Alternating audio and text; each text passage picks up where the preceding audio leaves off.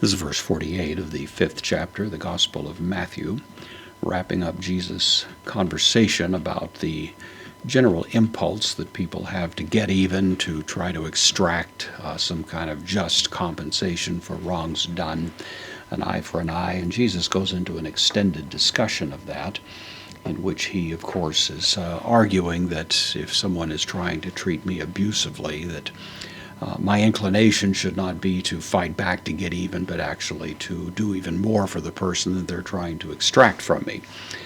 In the language of the Apostle Paul, to not be overcome by evil, but overcome evil with good. Easier said than done, of course, but that's the general principle, and that certainly has been the characteristic of the Christian ethic at its best.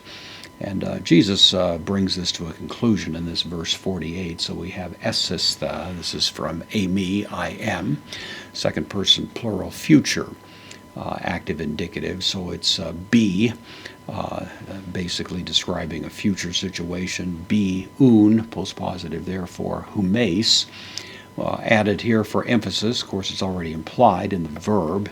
So you be. But you, in a sense, saying in contrast to others, that you, as opposed to the general conduct that you may find in this world, you, on the other hand, who are especially identified with me, you be, and then teleoi.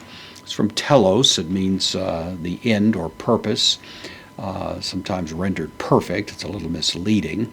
But the idea is to be complete. It would have the notion of being mature. It suggests the notion of rising above the pettiness that might otherwise dominate interpersonal relationships in this world. Be so stable, so complete in yourself that you don't need to stoop to petty attempts to get even. That's really the form, the sense of it. And of course, that would be the culminating expression of the kind of character that Jesus describes here. So you, on the other hand, be mature, be complete, be a bigger than this.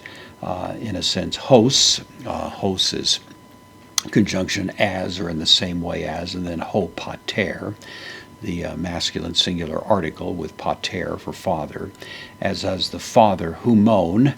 This is the second person genitive plural pronoun, as the father of you, and then ho, in apposition to it, oranios, from uranos, means heaven. This is an adjective, and so it is basically describing the Father. It's the heavenly Father would be the notion, the Father who is in heaven. So be complete, be mature as the Father of you, the heavenly one, would be the notion. And exactly the same word here, teleos.